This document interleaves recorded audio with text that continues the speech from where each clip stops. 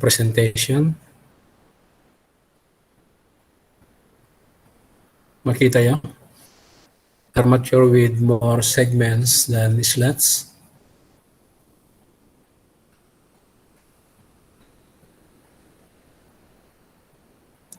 When, sir? Okay, so I think we already started this discussion in our last meeting regarding the armature with more segments than slots. So, okay, so pasadahan lang natin. So modern armatures are generally constructed with more commutator segments or bars than armature slots for the following reasons. So as the number of segments is increased, the voltage between those that are adjacent to each other decreases. Also reduce the number of turns of wire in a coil to be connected to adjacent segment, thus improve commutation. So it should be looks like this. We will discuss again.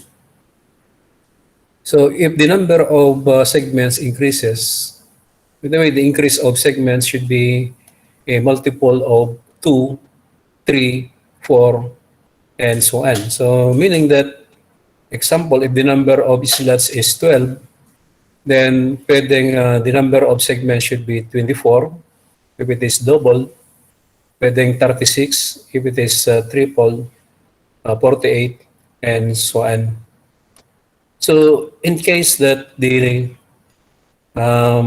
increase of segments is 2, meaning it is doubled, what will happen to the coil is also divided into 2. So example, if we have a coil composed of 20 turns, say we have a 20 turns coil here,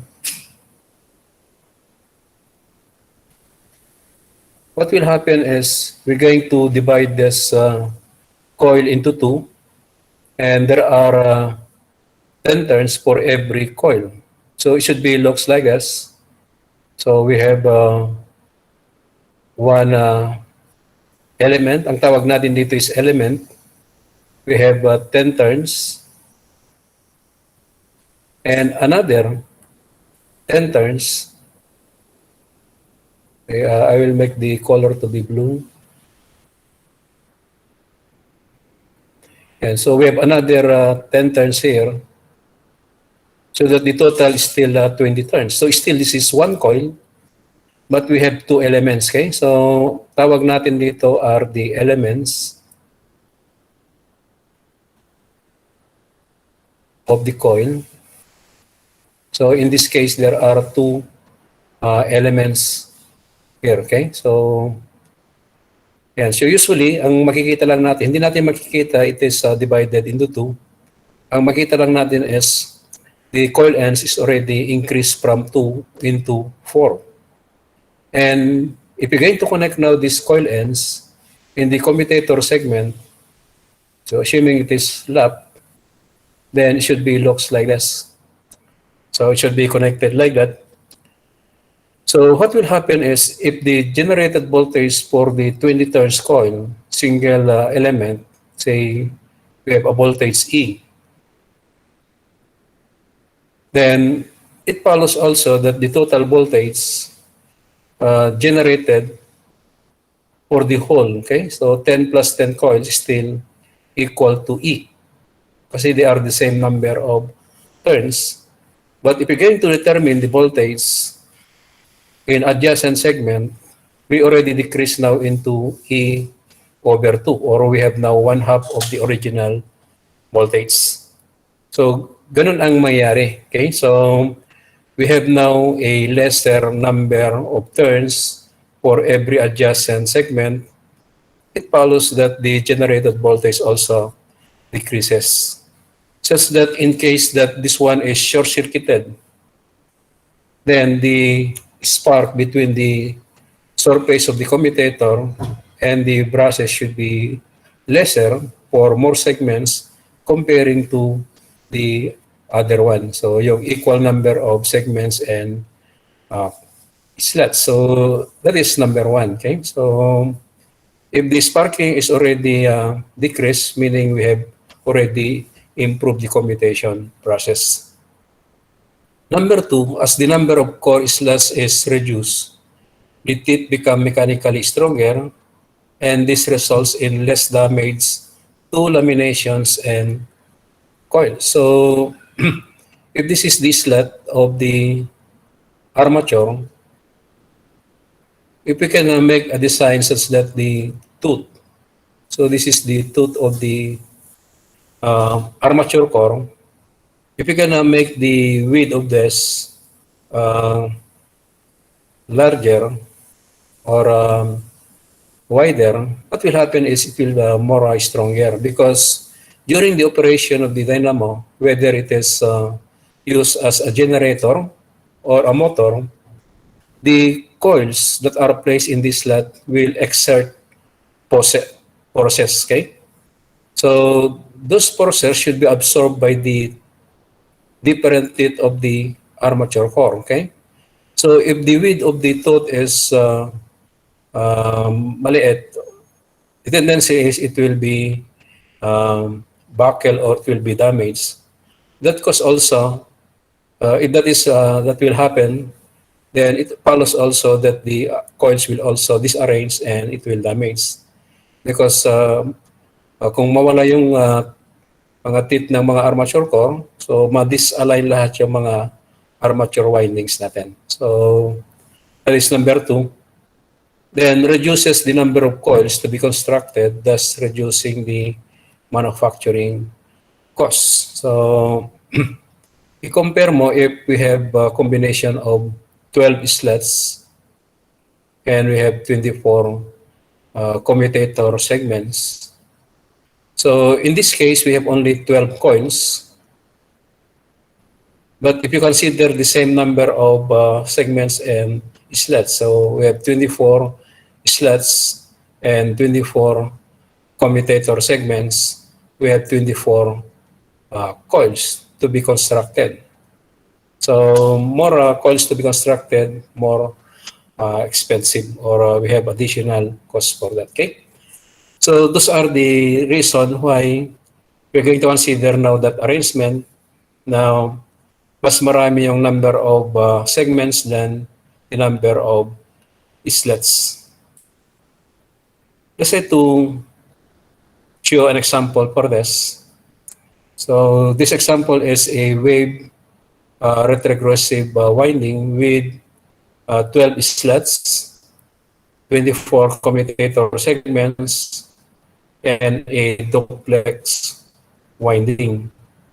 Required the armature winding and the schematic diagram of the schematic diagram armature winding. So solution, same pa rin as we done in the previous example. So first is the coil pitch, Y sub S. So 12/4, that is S over P minus A, where the value of K in this combination is 0, to give us a value of the coil pitch equal to 3 slots. Then for the commutator pitch, applying the formula for wave, and it is retrogressive, therefore we have minus, we consider the negative sign in the formula to give us 11 bars or 11 segments. The number of brushes, so we have 4 brushes because there are 4 main poles. Width of the brush should be 2 segments because it is a duplex winding. Degree of reentrancy of the winding, so we have 1 because the highest common factor between Y sub C and C is 1 because our Y sub C is a prime number and the only factor for that is 1 and itself, so 111. So there's no factor of C na 11, therefore the highest common is 1.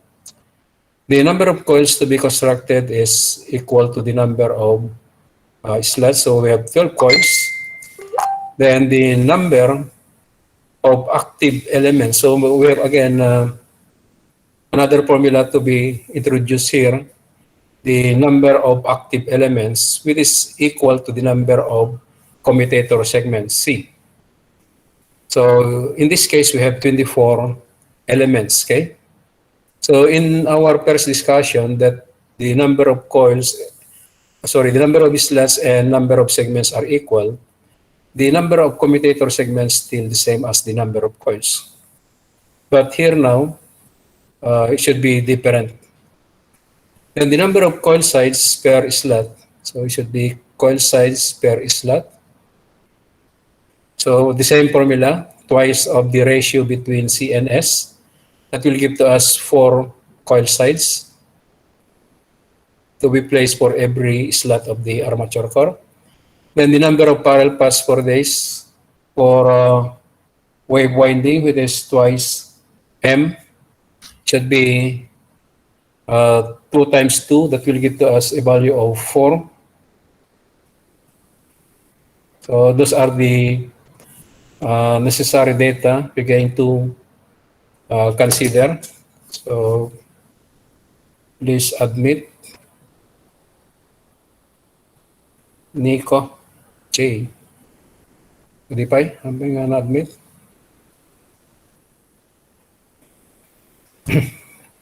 So in the arrangement now of the armature winding,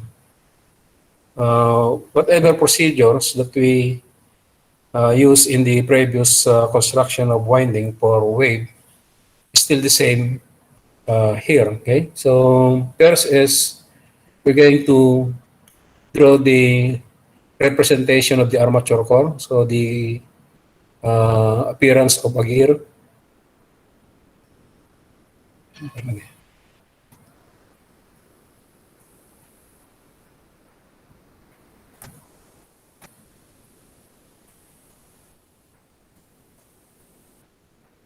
Excellent.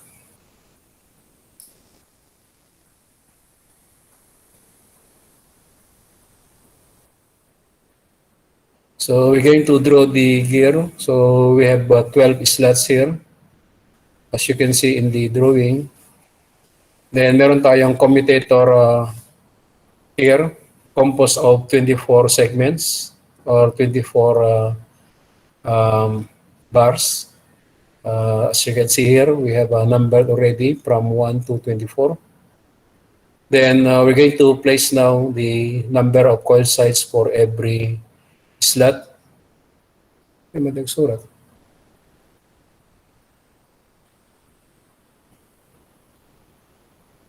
Okay.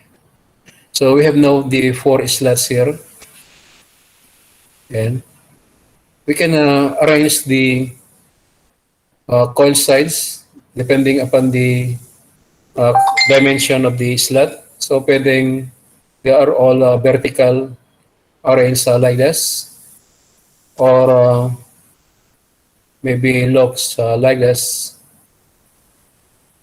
But in common is it should be 2 by 2. Okay, if there are 4.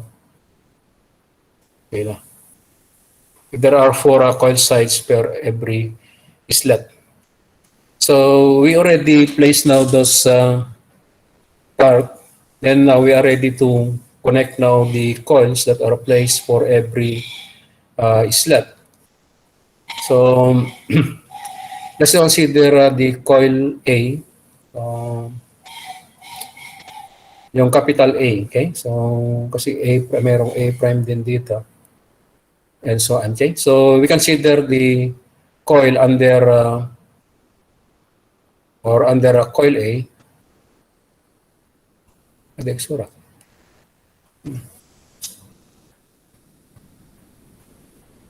So we started from this coil side. We connect to the other end, okay? So kung upper yung location niya, and at the rightmost part of this slot yung coil, the pair should be the lower, and it should be the right part pa rin sa slot ang ka-pair niya para identical yung arrangement of the coil. So this one should be connected now to the coil side here. Okay, so dito siya nakakonect. Then it should be connected to, so this one is connected to 24 and 11. So assuming it is already symmetrical yung arrangement, so if you count the number of segments between 24 and 11, we have only 11 segments. That is our Y sub C. So, and so that is the first coil that is placed there, okay? The next coil to be placed should be, in this case, so kung tingnan natin dito, it should be, lagyan ko ng red na kulay para ma-identify ninyo.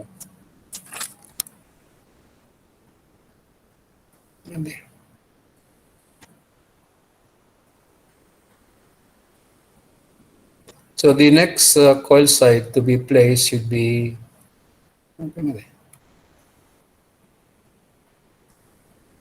okay, lagyan ko natin. Okay, red. Yung red na circle dito will be the next to be connected after segment 11. Why? We use pa rin the same procedure as we done in the wave winding, but our counting now here should be in terms of the pair of coil size, not in terms of slot. Kasi ang ginawa natin last meeting sa wave winding is in terms of slot, because the number of coil size for every slot is only 2, or we have only a pair. While here we have now 4 coil sides, or there are 2 pairs. Therefore, ang pagbilang natin should be every pair. Okay, so for this case we have 1 pair here, so we have 1, 2, 3, 4, 5, 6, 7, 8, 9, 10, 11. So the next side to be connected after segment 11 should be either of this, okay? But ang sinabi natin, it should be symmetrical, should be upper lower yung arrangement natin. Therefore, the next coil side should be this mark as red one here, okay? Then we connect this one as a coil. So tingnan natin yung ka-pair niya with a distance of 3 slots, and it should be again connected to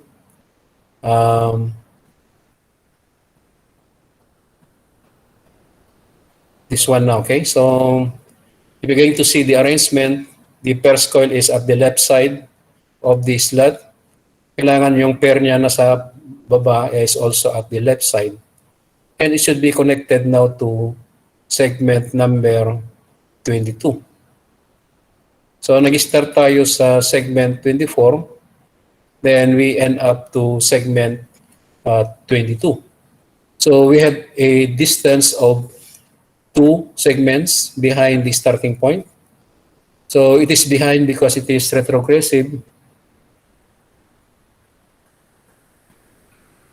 And it is with a distance of 2 segments because it is a duplex winding. Sir, pa-excuse po. Sana wala po kasi kaming power ng kuryente. So wala tayong magawa doon.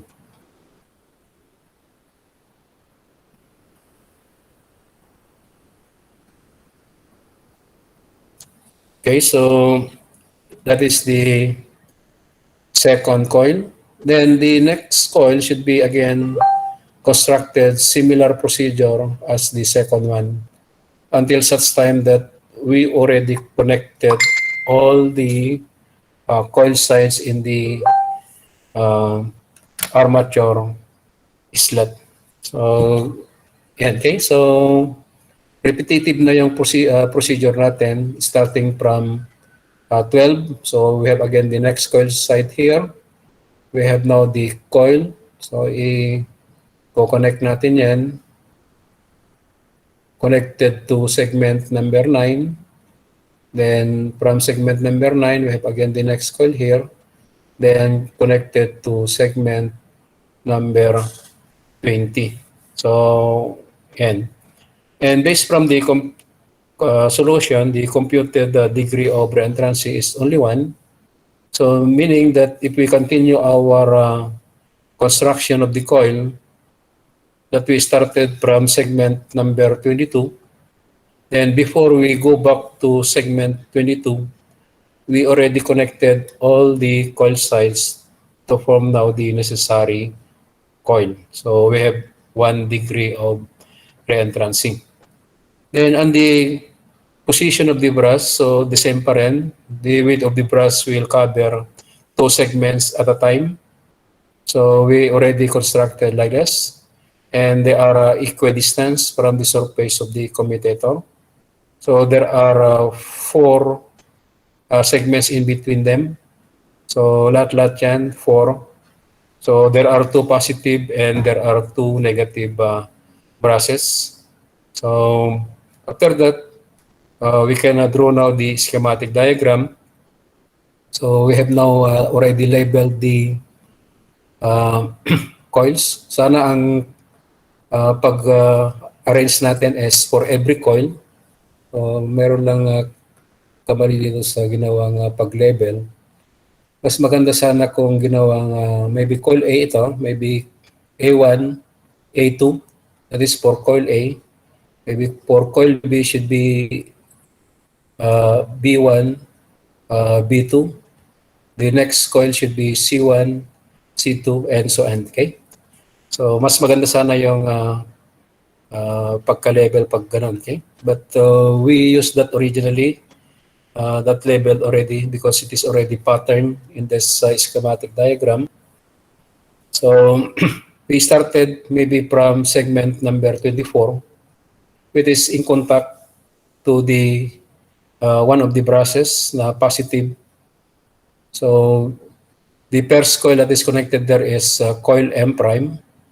Then it goes to 11. Yes. Accept ka no. Dapahan niya naka-enter.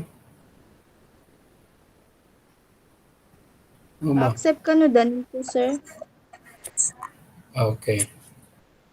Nakasansan. Okay, so we have now the pairs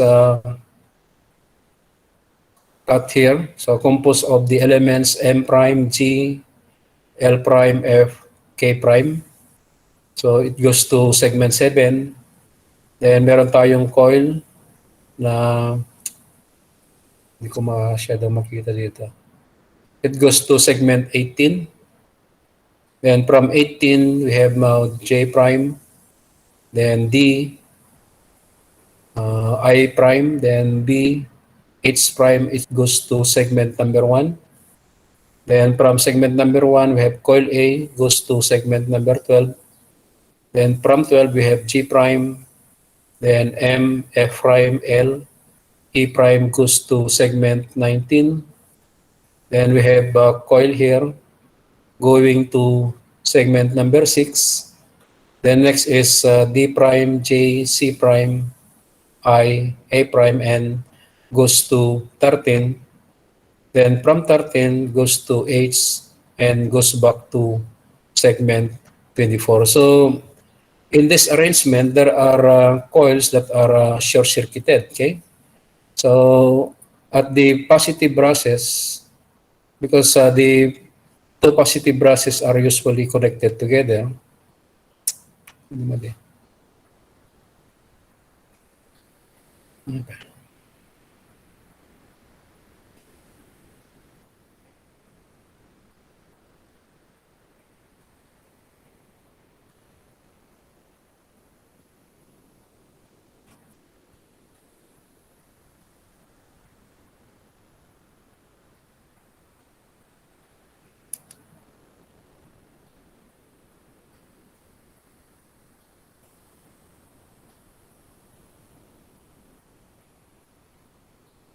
Next surat.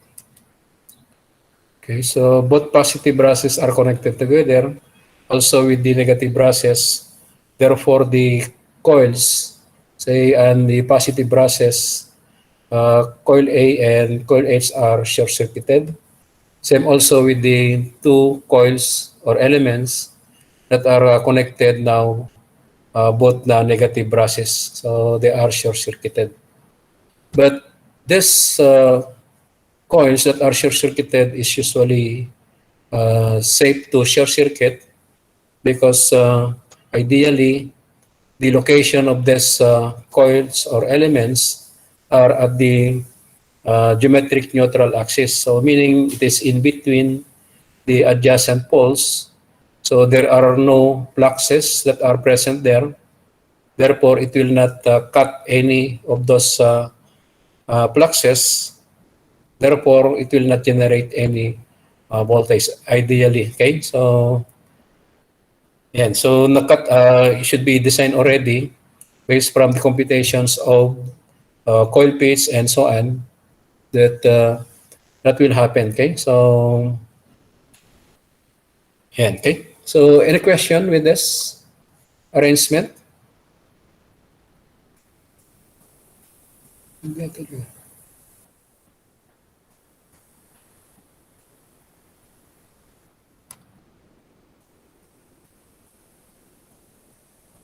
So question?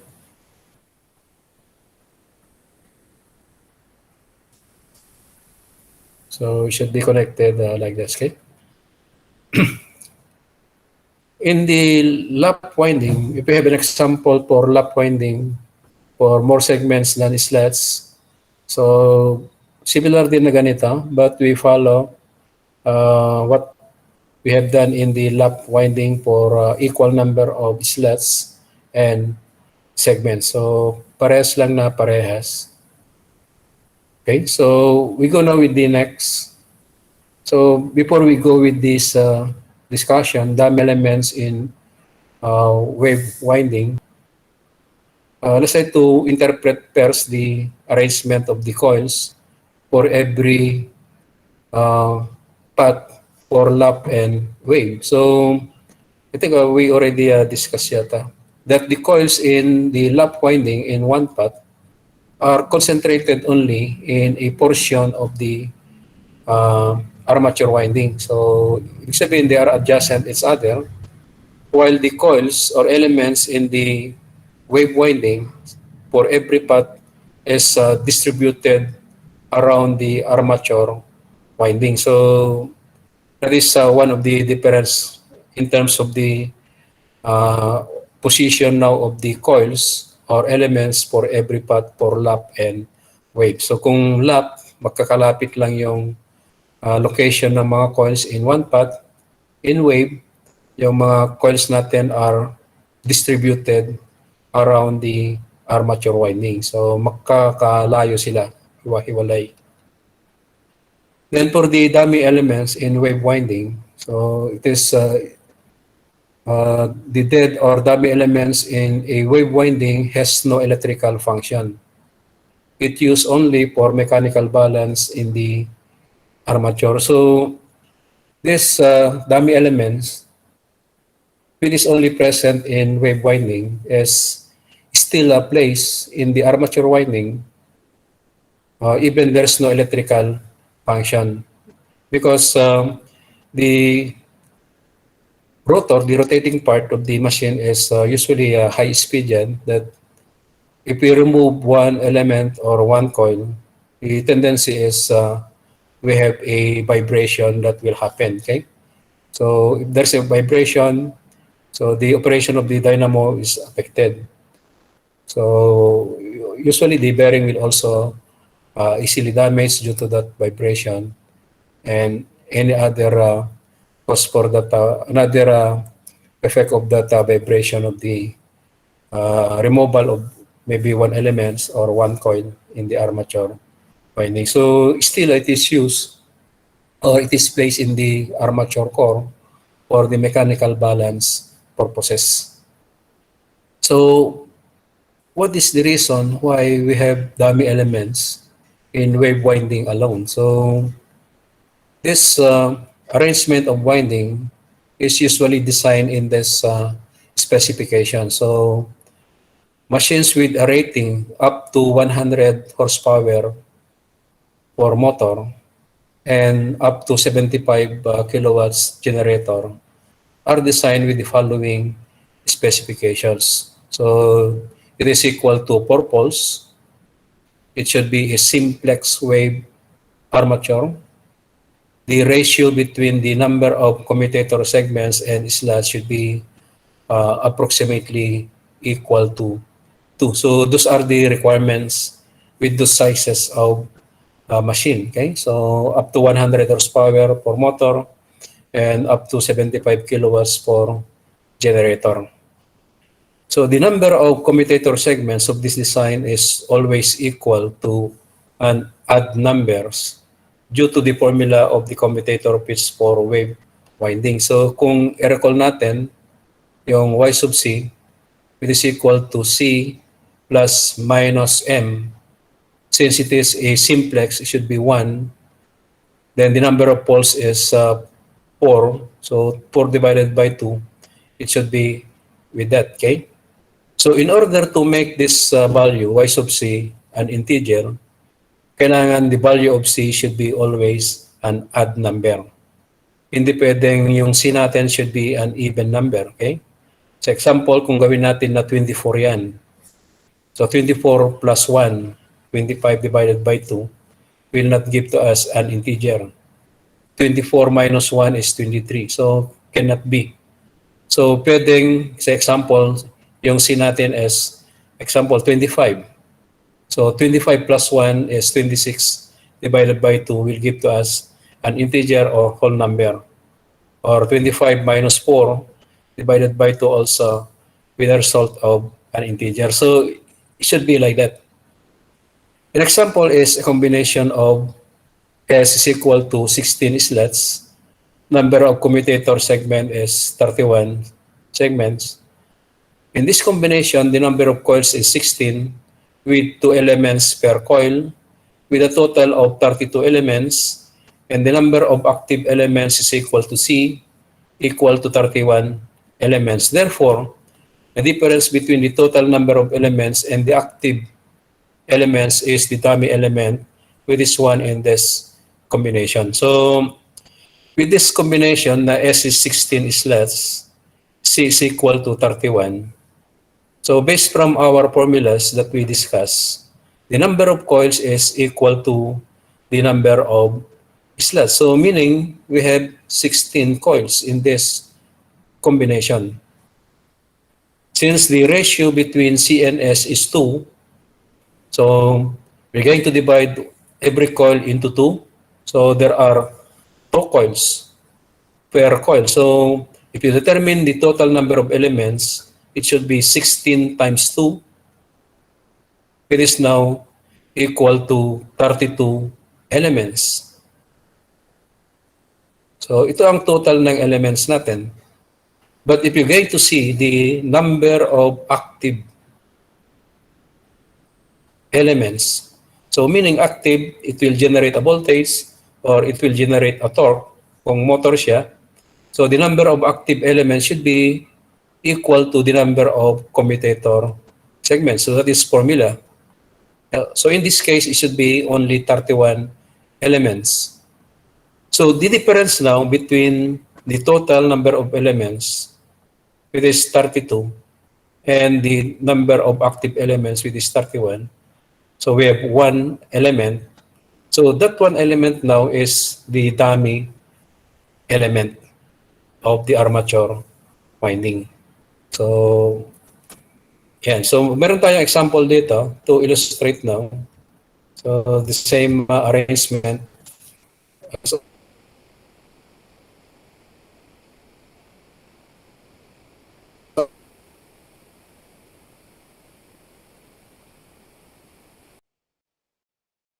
our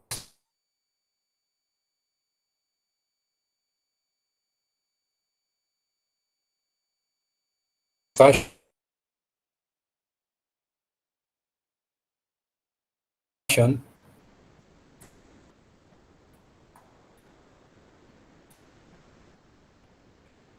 Ikang mo to.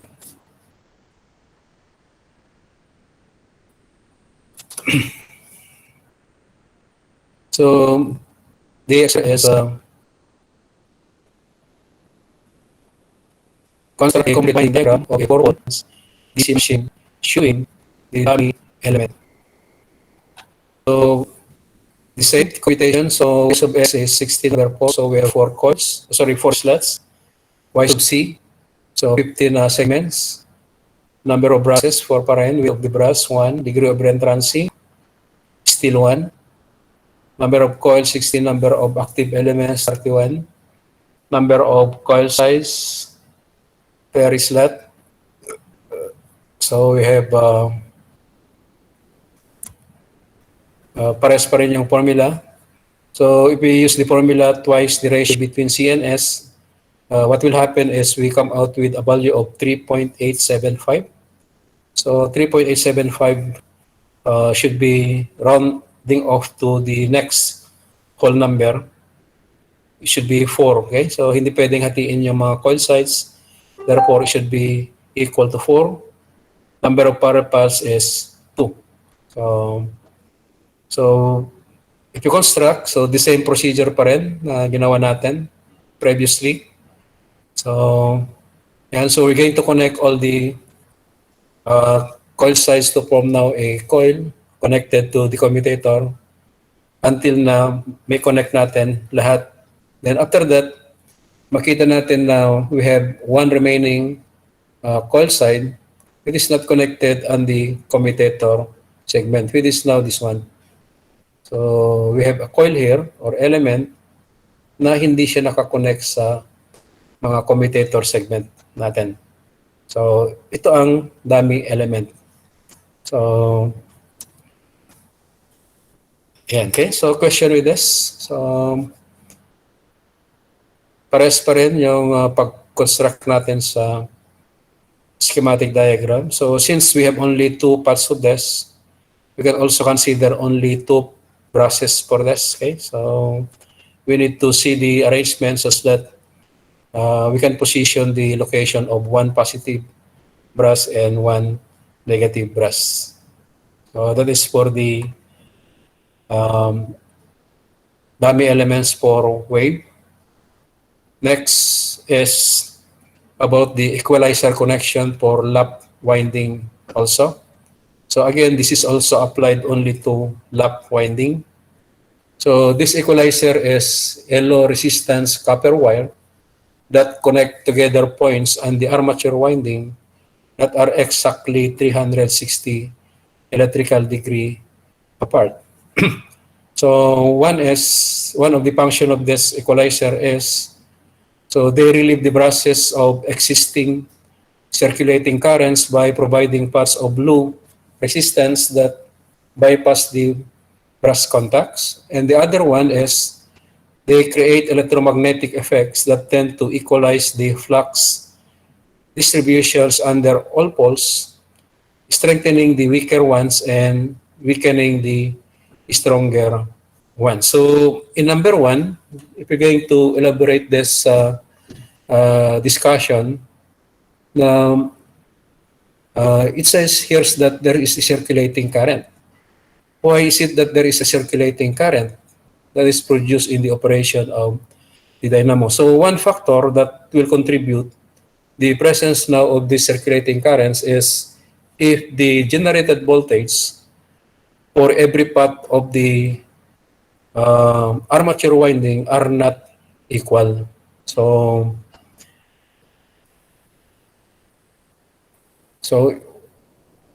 what is the reason why the generated voltage are not equal? So it should be looks like this. So let's try to illustrate that by considering poles. So we have 2 poles and we have the armature core or the armature windings. Maybe this is north and this is south. So due to misalignment, okay, so assuming that we have a misalignment on the shaft of the rotating part, or there is a certain damage of the bearing, that there is a tendency that the distance between the surface of the armature core and the surface of the pole face are not even. So there's a part that it is wider, more wider, and there's a part that it will have a more narrower. So what will happen to that is if the air gap is wider, what will happen to the flux is it should be lesser. That is going to the armature core, which is cut by the conductor. Okay, because in terms of the reluctance, based from our discussion, na yung flux natin is equal to the magnetomotive force, MMF, divided by the reluctance. So, hindi madali pagsurat.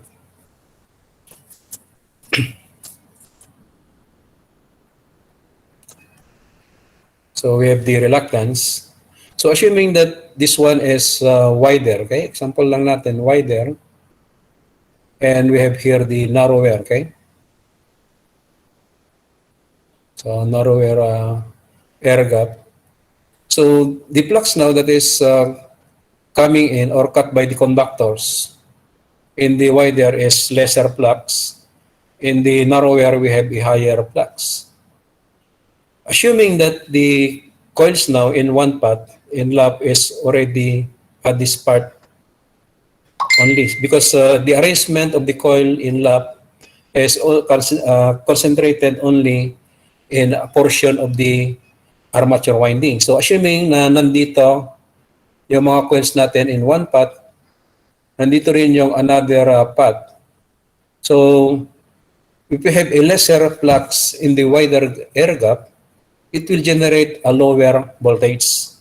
So makita natin later on that the generated voltage is directly proportional to the magnitude of the flux or the magnetic lines of force. So kung mas maliit yung flux that is cut by the conductors now here or the coils, which is under one path, is a lower flux, therefore we have a lower generated voltage. And the other path again, which is experiencing a more higher flux, will produce a higher voltage. So meron na tayong voltage difference between the path now of the armature winding. Therefore, we have now a circulating current. So just the same as your circuit, okay? So kung meron tayong circuit na magkaiba yung voltage, so like this. So meron tayong dalawang battery connected in parallel. One is maybe 1.5 volts and the other is 1.2 volts. What will happen is, even there is no load for this, meron na tayong circulating current na mangyari dito. So, ganun din ang mangyari sa armature winding natin for a generator, that the path now of the circulating current will pass through to the commutator and brushes also. Okay, so dadaan siya sa mga commutator natin, then brushes, then it goes back again to the commutator, then to the armature winding. So those circulating currents will add another burden on the operation of the brushes and the commutator. So in order to relieve that burden on that part of the dynamo, they will place now a bypass. Okay? So yung bypass na yan is the equalizer. So doon na lang dadaan yung circulating current. It will not go now to the commutator and the brushes. So that is one purpose of the equalizer. And the other one is they create electromagnetic effects that tend to equalize the flux distributions under all poles, strengthening the weaker ones and weakening the stronger ones. So it will also neutralize the unbalanced fluxes natin dito, that yung maliit, palakihin, yung malaki, paliitin. So we have now equal number of fluxes. Therefore, it will also eliminate now the circulating current due to unequal voltages. that is being generated for every path of the generator. So, yan. So, kailangan natin ng equalizer connection for lap winding for a more efficient operation. Why in wave winding there's no equalizer connection? So based from our discussion in the wave winding, the coils are distributed along the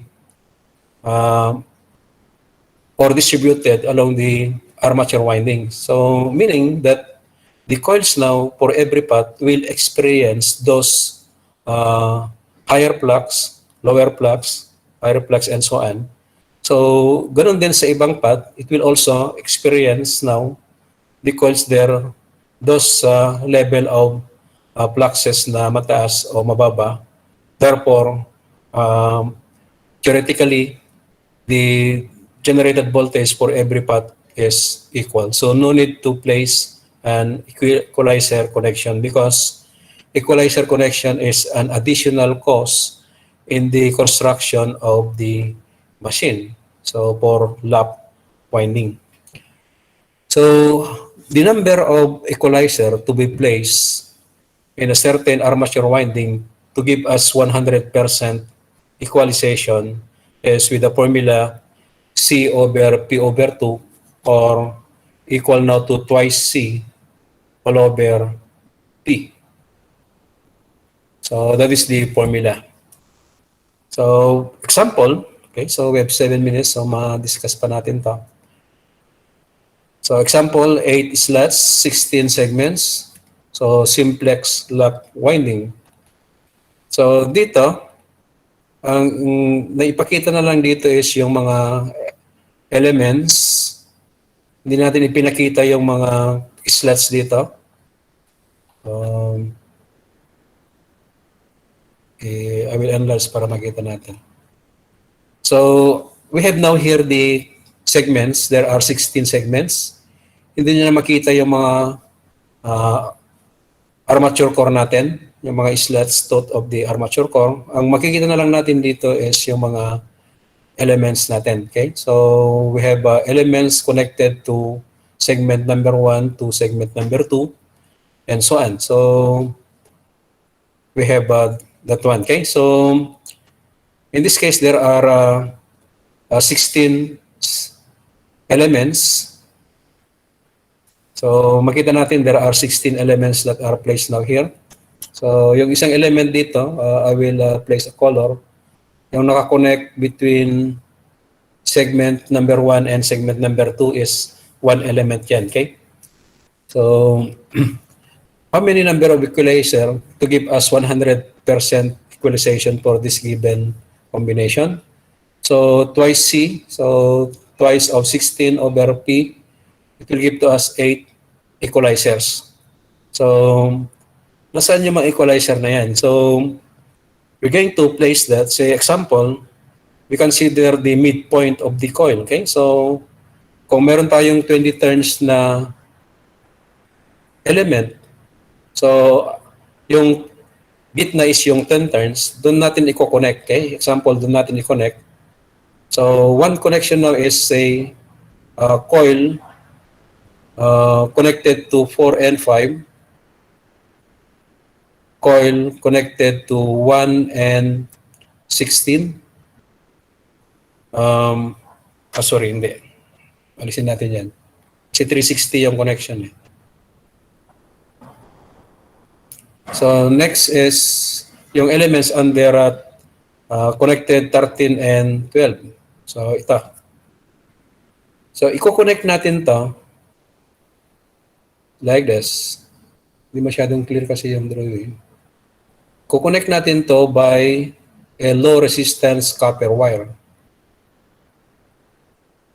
So, yan. Yung isang circle na yan is considered as one equalizer. That connects now the elements that are connected to segment number 4, 5 and elements connected to segment 12, 13. Because if you measure the distance from these two elements, we have 360 electrical degrees based from the definition or our discussion on the equalizer connection. So kailangan it should be connected exactly 360 electrical degrees. Another coil to be connected should be a big coil connected to 5-6. So itong lagyan ko ng blue. And coil or element connected to 13 and 14. So yung lagyan ko rin ng blue. So again, we connect again this one by a low resistance copper wire.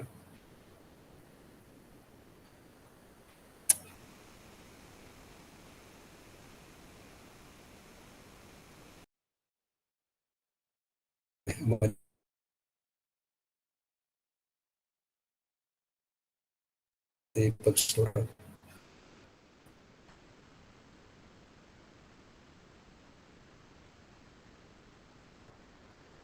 Ano yung laptop di mali?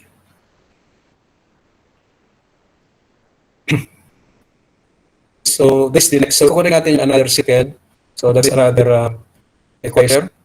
So next naman is yung connected to 67 and 45. Okay, so usually the location of these equalizers in the armature winding should be at the rear portion of the armature. Okay, so they ka-banyer di dyan ti location ti commutator. So that is the location because these equalizers should be placed such that should be free from magnetic lines of force. Hindi pwedeng ilagay sa part na it will experience magnetic lines of force. So ang pinakamagandang location should be at the rear portion of the armature winding. So at the other side of the commutator part. So that is for the equalizer connection. So yan, okay. So question with this. So we have 8 equalizers kung i-complete natin yan. So 1, 2, 3, 4, 5, 6, 7, 8 equalizers. So that's it. So maybe next meeting natin, we go now with the last part of this, which is the combination now of the lap and wave. It is now the frog leg winding. So question for this discussion. So still we have lap and wave winding. So we only discuss the different arrangements of this. So more segments than is less. Dummy elements which is only present in wave winding, and equalizer connection which is used only for lap winding. So yan. And next meeting, last meeting natin for this chapter, which is for the frog leg winding. So you are all 33. So question? So kung walang question,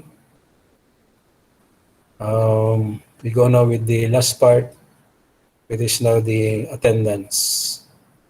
Open now your cameras, and I will get now your attendance. Okay, so with a count of 5, open now your cameras, webcam.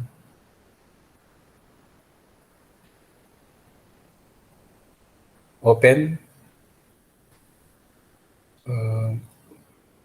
With a count of 5, 1, 2,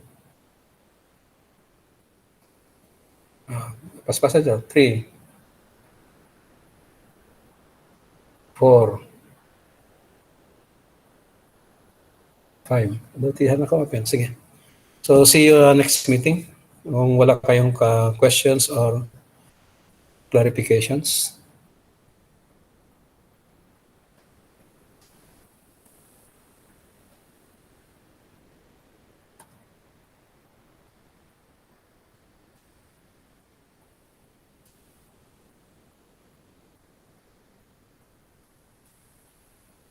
Thank you, sir. Thank you, sir.